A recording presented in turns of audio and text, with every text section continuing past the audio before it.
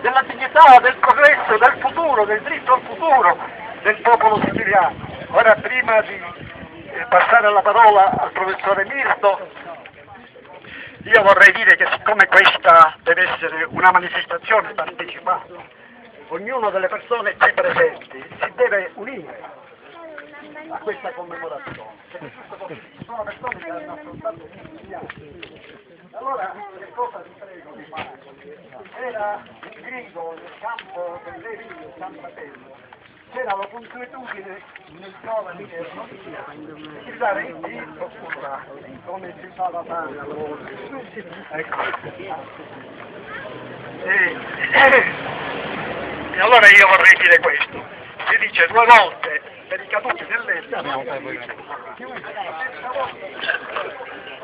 Aspetta.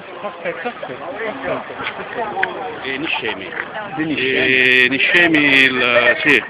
il figlio di un... Che cosa hai portato? Ho portato un omaggio floreale a Canepa, che era il colonnello del comando base di Cesarò, mentre invece sono il figlio di un partecipante al comando base della battaglia di San Mauro. E ho portato la bandiera che sventolava in quel campo, la bandiera originale, che adesso porrò per un po' e poi me la riporto. Allora, aspettiamo. Sì. Allora, per forza di salute dall'avvocato Gaetano Villanuovo e dobbiamo dare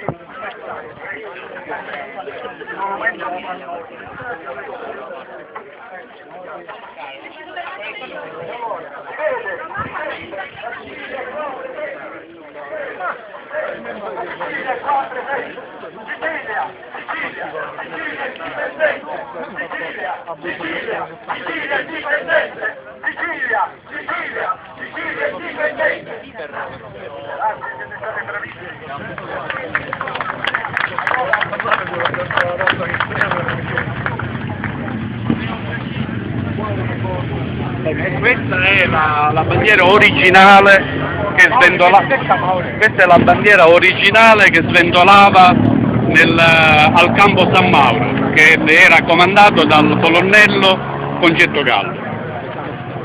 E che mi racconti era? Tra l'altro qua c'è Salerno, Salvatore Salerno. Tra l'altro qua c'è un discorso molto importante. Questa bandiera è stata recuperata durante il ritiro dei militari dell'Evis il 29 dicembre del 1945. Ma c'è che ne è molto informato. E ci sono delle macchie di sangue recuperate dai militari in ritiro per non lasciarla in mano al nemico. Ecco. Va bene, grazie. Ma ora invece